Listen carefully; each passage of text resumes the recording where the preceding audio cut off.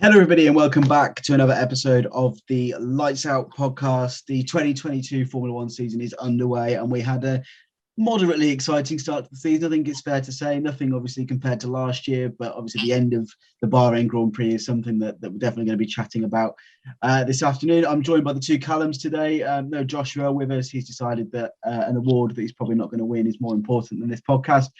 So Callum McAvoy and Callum Owen are with him. Whatever it is that Joshua's at, he said he's at an awards event. If he's up for an award, I'm sure the three of us send our good luck to him, and we'll find out next week what he's been up to. But it's a shame because the place that we're going to start is the fact that both Alpines finished in the top 10, and Joshua obviously put them down in 16th, 17th, 18th, 19th, and so did I, and they finished in the top 10. But you two can't slate me for that because you're not the host, whereas I can slate Josh, but he's not here, so that's fine.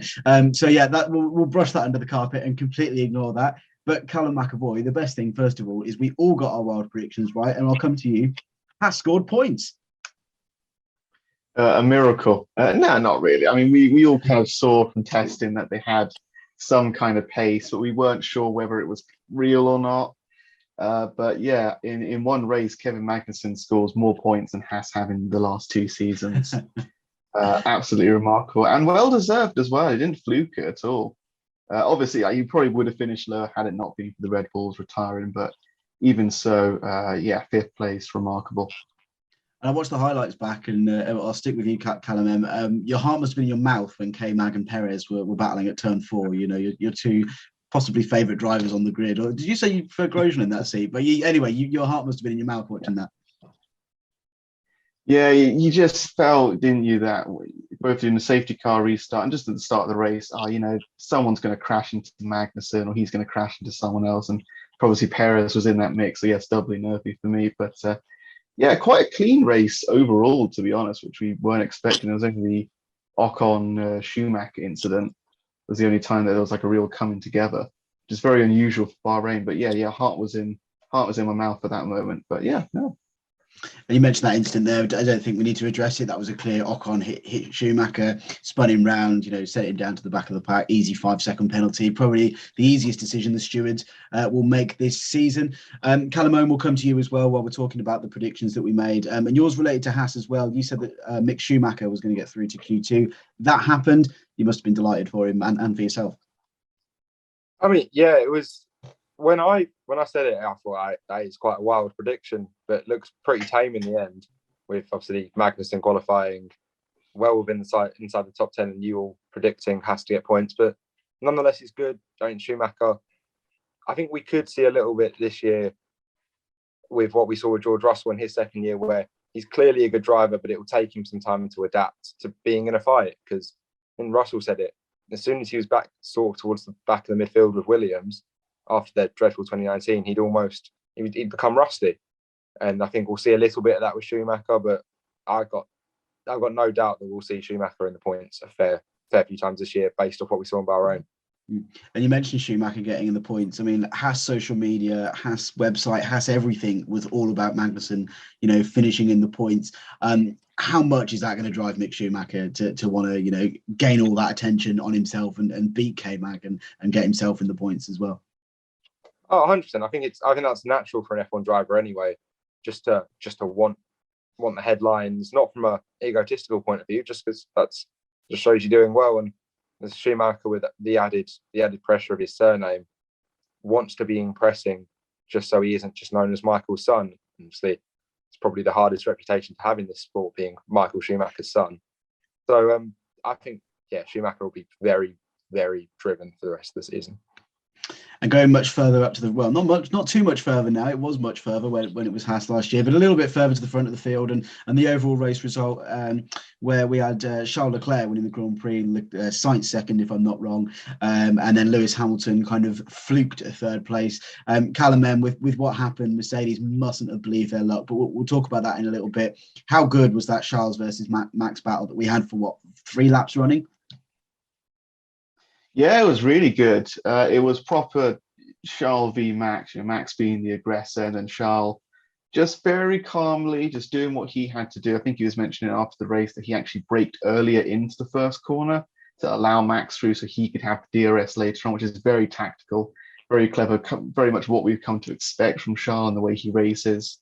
But yeah, it was really good. But the pace difference between the Ferrari and the Red Bull was kind of clear this weekend. I know obviously Max was in between both Ferraris, but it was just you had the free couple of laps after the pit stop, and then Charles just pulled away again and looked set to win the race very easily, which he kind of did. But yeah, it was great to see the battle that we did. And then Callum, let's talk about reliability. It's kind of inevitable that we were going to talk about it. 3 Red Bull powered cars not finishing the race when it looked like it was the Mercedes powered cars that were looking slow, but maybe slightly more reliable. Obviously, we had Pierre Gasly with a fire, which brought out the safety car. And then Max Verstappen said he had a steering problem, which was apparently unrelated to him then breaking down as he came into the pit lane. And then Sergio Perez lost it at the first corner, where I think the car just turned off and sent him into a spin. Not really got any idea what happened there. But, what did you think of that when you saw that happening? What, Red Bull's reliability issues. Do you think there's something into that, or do you think it could have been just a complete coincidence? I think that's the old saying, isn't it? That performance will win you races, but reliability will win you titles. And while I don't, on the basis of Bahrain, don't think I'll be a Mercedes or a Red Bull powered car winning this year's championship, it is still a worry for Red Bull. I think it was just, it's an issue with the fuel pump apparently, which, to be fair to Red Bull, is not a Red Bull part. It's an FIA regulated part. Everyone had the part. Everyone knew it could go wrong. The curfew was allowed to be broken Saturday night to see if teams needed to change it, and Red Bull opted not to, and that did come back to bite them. I would imagine I don't think this will be a trend this season. In the Honda power unit last year was fairly bulletproof, and there won't be an awful lot that's changed, because while it may say Red Bull on the label, it's still very much a Honda engine. So I think Red Bull will be worried about the reliability, but not overly worried. And I think Mercedes will be worried about the performance, which I think is clear when you see the bottom 6 cars were all Mercedes powered. And I think that kind of brings me on to the next point that I've got down here. Callum, the two McLarens, P14 and P15. I think at one point they were P18 and P20 as well during the race. A disaster for McLaren. Is it going to stay like this for the rest of the season, or do you think 5-6 races time they'll brush it under the carpet and like maybe Mercedes as well? They'll sort that performance out and get back to where they were. I mean, you'd certainly hope they will. I mean, obviously, part of it is engine related, as Callum mentioned, the other Mercedes cars struggling, Aston Martin, Williams, etc. But just really weird because in testing, like they were having reliability issues, but performance-wise, they still seem to have probably the 4th quickest car on the grid. But yeah, they were absolutely nowhere this weekend. They started on the medium tyres, which didn't help as well. That was clearly a mistake in hindsight, but very, very worrying times for McLaren, I think. And Callum, we'll stick with you. Are you still on for Charles Leclerc as your champion this year from what you saw on Sunday afternoon? Because I think you've kind of made us 3 look like mugs in a way. All of us predicting Lewis and Max, and you've come out with that one. So you must be pretty pleased with yourself so far. I mean, I hope so. I mean, the winner of the first race of the season doesn't always go on to win the championship or even come close to winning the championship in some occasions. So it all depends. I think Ferrari have got the quickest car now. Will they still have the quickest car by the end of the season? I don't know. Possibly not. But if Charles can take as many points now and as many wins now, the better for his chances.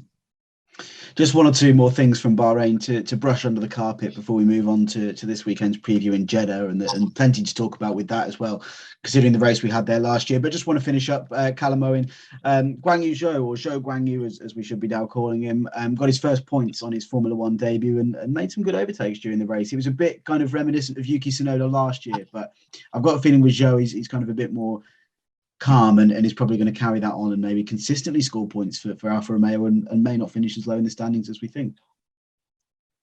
I mean, yeah, certainly it was an impressive debut. I think how many people on their F1 debut can say they went wheel to wheel with 7-time F1 champion Lewis Hamilton? I think it was good. I think obviously there was pace in that car and he was unlucky. He was 13th in Q2 until he lost his time and ended up 15th. So I think all considered, you'd be happy with that on your debut in a car that it was sort of an unproven quality after what we saw from them in testing.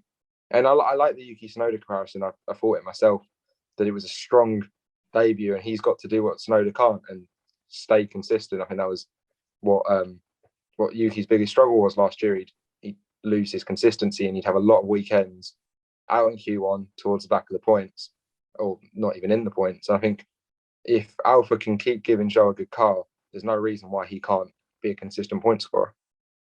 I think the only worry for me would be if McLaren get that performance, because there's no doubt that those two drivers that can challenge for the points and maybe knock Zhou and Bottas out of it. But talking of Valtteri Bottas, Callum, he seemed to me just really happy, relaxed, calm. There's no pressure on him. How kind of refreshing was that to see? You know, he's not in the same car that's in terms of competitiveness as he was last year, but I think he's going to enjoy life a lot more at Alfa Romeo than he did at Mercedes.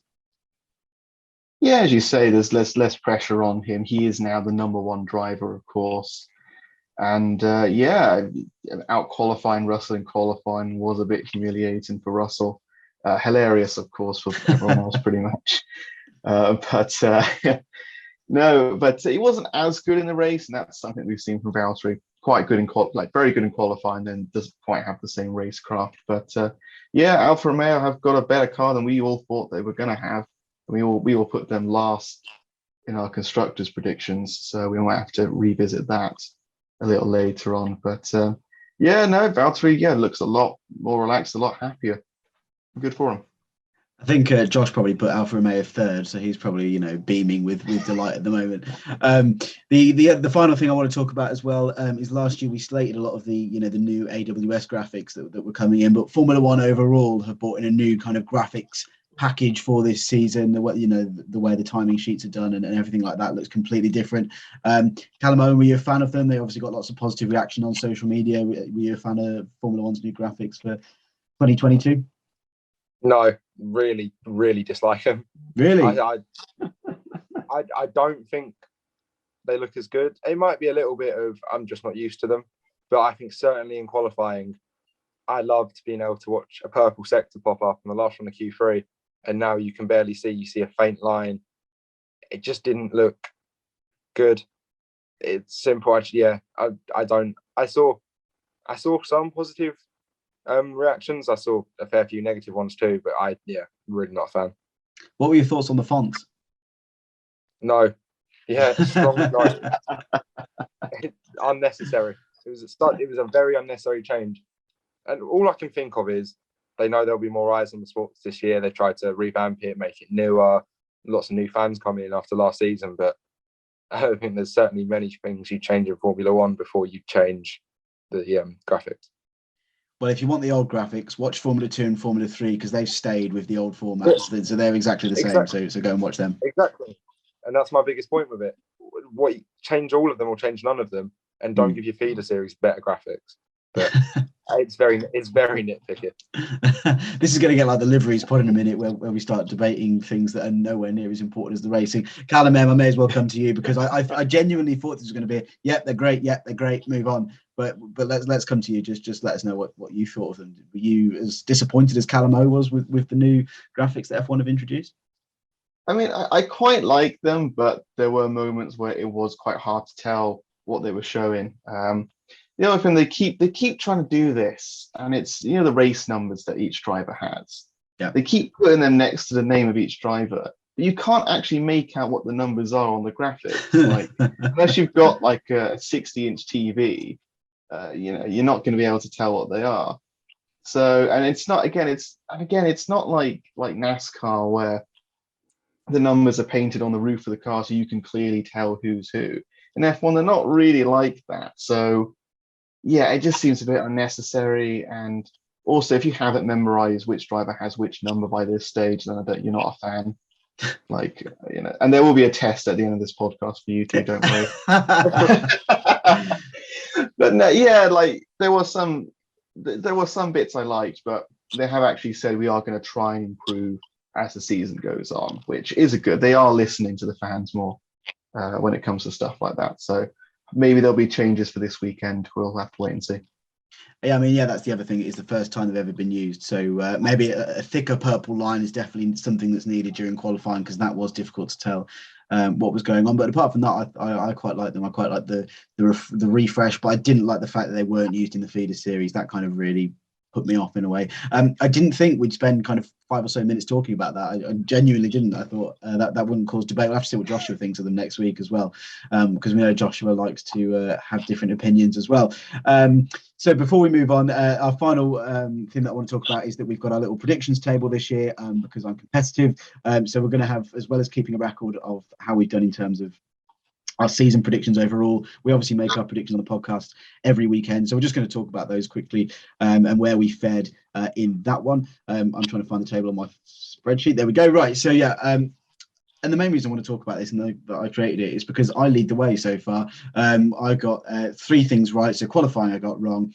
I got Leclerc winning the race right. I got second place wrong. I got Hamilton finishing third right. And then I also got my wildcard prediction right, which we all got right, with Haas getting in the points. Everybody else, so in terms of where everybody is at the moment, I've got 3 points, then Callum's got 2 points, and then Joshua and Callum M both have 1. So improvements needed from both of you this weekend.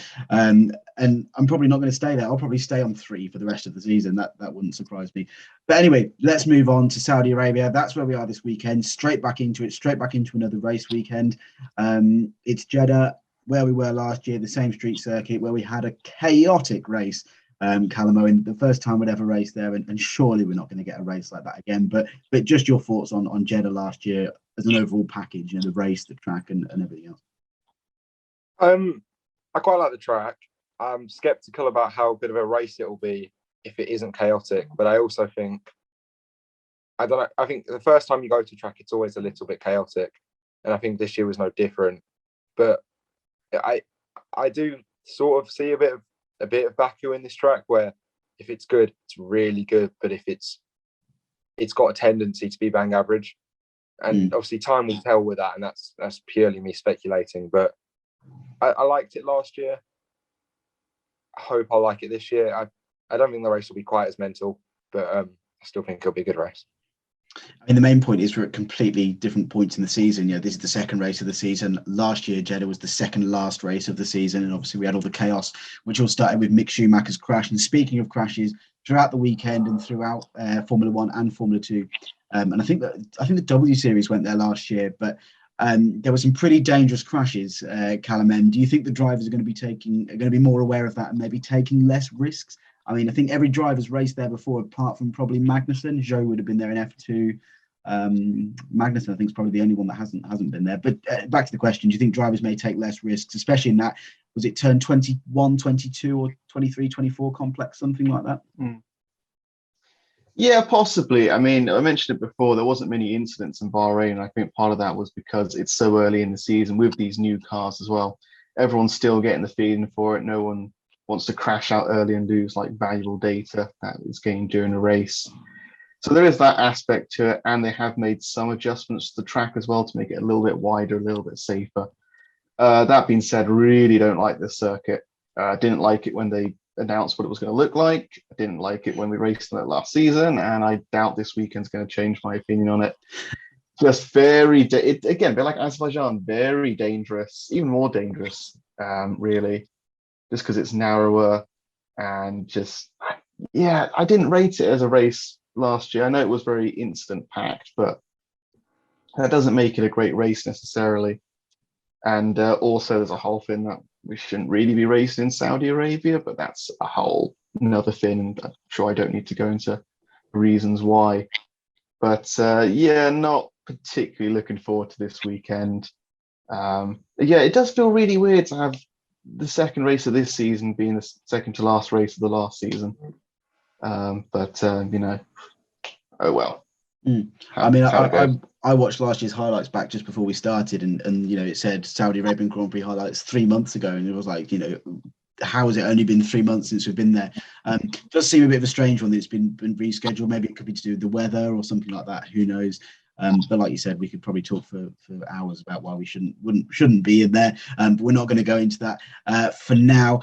Callum, let's come to you first then for your predictions. What do you think is going to happen this weekend? We'll start with who you think is going to be on pole. So I think it'll be close again between the two Ferraris and Max. I'll go with got Max to get pole, and I have Carlos tries to sort of shock everyone and join him on the front row ahead of Charles Leclerc. Nice. Callum M, let's throw it over to you. Yeah, I've also got Charles Leclerc on pole as well. I didn't do second on the grid, but I'll say Max Verstappen, just for the sake of it. Cool. And then for myself, we've got Joshua's as well. We'll come to him in a minute. I've gone with Max just because I think he's going to be so hungry to come back after last weekend. Obviously, completely out of his hands what happened. But I've gone with Max, then probably Leclerc behind him, and then I'll go with Sainz in third. Joshua has got Leclerc on pole. I've lost his second and third predictions because I didn't actually write them down. But he's got Leclerc on pole. Let's talk about the race while I get Joshua's rest of the grid in terms of he's got Leclerc on pole, Max second, and Sainz third. Callum, let's come to your final finishing top three for the race. Your podium. I don't know why I said it like that. Your podium for Sunday's race in Jeddah. I think it will be a bit more processionary than last year. I don't think there'll be many fights for the lead or as many crashes. I think we'll go Max and then Charles to jump his teammate, end up second, and Carlos Sainz third. Callum M, over to you. Thinking similarly, you kind of nodded along there. Completely different, really. Charles Leclerc has a lot of bad luck when it comes to street circuits. If you recall, he crashed in quali in Monaco last season and failed to start the race because of a problem beforehand. And I reckon something's going to happen. He's not going to be on the podium at all. I've gone with Carlos Sainz to win his first ever Grand Prix. Max Verstappen second, and my boy Sergio in third. Of course, it wouldn't be a Callum McAvoy podium without Sergio Perez on it. I've gone with Max to retain his pole position and convert that into a win, just because I think that hunger is going to be unbelievable. I think he's going to do whatever it takes to win this race. I obviously said Leclerc second earlier. I've dropped him down to third in the race and put Sainz ahead of him. I think that'll just purely be on the start. You know, Callum Owen mentioned it there. I think we're going to get a fairly boring race this year. I don't think much is going to happen. My wild prediction kind of doesn't follow that, but it's Jeddah, so you've kind of got to make a wild prediction. Let's talk about Joshua's. He's gone with Max to win the race as well. He's gone with Leclerc second, Sainz third. So the same as mine, just Sainz and Leclerc switched. His wildcard prediction, Joshua has gone for 3+ DNFs. Hasn't been clear whether they're going to be reliability failures, crashes, or anything like that, but he's expecting maybe a bit of drama and a few safety cars. Mine also links into that. That's why I've kind of gone straight into it. I've gone with 2 safety cars, but I think they're both going to be kind of driver error accidents, a bit like we had with Schumacher last year, where he lost it at that turn 21-22 complex. Callum M, we'll come straight back to you. What's your kind of wild prediction for this one? I've kind of gone one step further than you, Matt. I've said 2 red flags. Oh, nice. Race. Same as last year. So yeah, same as last year. So yeah, again, it's one of these circuits where it's so narrow. If someone crashes, we're going to need a red flag to sort it out. Really, you know, we saw in Bahrain, obviously, when Gasly retired, and they initially went virtual safety car, and then they very quickly went, no, we need a full safety car, even though his car wasn't really in that dangerous a position. It just had to be done because of safety reasons. You know, this is such a narrow circuit. You know, even if you crash as far away from the actual track as possible, it's still in a really dangerous place. So yeah, 2 red flags seems about reasonable to me. You want red flags because you're not a fan of the new safety car procedure that we saw in Bahrain, where all of the lapped cars overtook them. Is that why you want red flags? I love that, you know. I love if anyone saw the Sky Sports coverage, Ted Kravitz was just having like PTSD. So he was like, again. Yeah. Cool. Callum, we'll throw it straight down to you. Your wild prediction for the weekend does it involve incidents like all of ours do? No, I seem to be, my wild card seems to come out qualifying quite a lot. I've said that 5 different teams will go out in Q1. So we had nice. We had 4 in Bahrain. We had so Williams and Nicholas Latifi. We had the Altari, Yuki Tsunoda. We had the McLaren, Daniel Ricciardo, and the 2 Aston Martins. So I've just gone for this time, just switch it up. There'll be 5 teams. Who that team will be? Maybe Guan Yu in the Alfa Romeo. Just first time street circuit in F1. It's always a challenge. But I think really it could be a lot of different people. So yeah, I'll go with the 5 teams out in Q1. if after we finish this, you stick your 5 teams in the group chat, we'll give you a point for each team that you get right. I think that'd be fair for the predictions league. Callum's putting a face there. He's like, no, I'm not losing points for making that. up the rules and the rules as you go along. What? Okay, you can put in who you think's going to cause the red flags. I'll put in who I think's going to cause the safety cars, and we'll just tell Josh. Won't tell Josh or anything. No, yeah, that'd be quite fun. Anyway, so yeah, that's going to be it from us this week. Looking forward to getting straight back onto it. I really enjoyed it the weekend doing kind of live Twitter updates on our Twitter account. So if you're going to follow us over there, if you're not available, then to watch the race, you'll be able to see what I think of it through Twitter. So that's, I think, at lightsoutpod_. But Joshua will edit and put this together, and it'll all be kind of in the show notes or the description. And we're all on Twitter as well. All of that will kind of be down below. So yeah, Jeddah this weekend for the second time in 4 months, I think it is 3 or 4 months. Looking forward to that one, and we'll be back in a couple of weeks' time. So there's a bit of a break after this one before we go back to Melbourne. Really looking forward to that. Not really. So yeah, back to Melbourne in a couple of weeks' time, and we'll obviously talk about the chaos or not chaos that happens in Jeddah this weekend. Thank you very much for listening. Like I said, make sure you're following us on Twitter. Subscribe to us, follow us, whatever you're listening to us on. And yeah, thank you very much for listening. We'll see you next time. Bye-bye.